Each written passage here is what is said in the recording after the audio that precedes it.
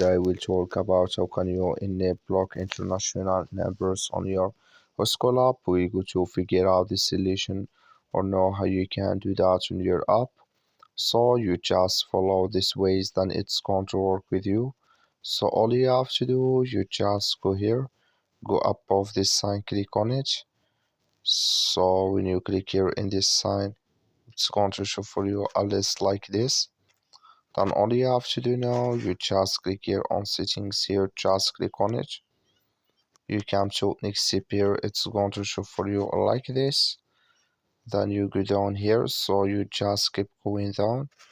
So then you come here to check my block rules. Just click on it. You come to next step here, come here to block international numbers. Click here in this sign. Like like you see this color for us, that's mean it's enabled with us now.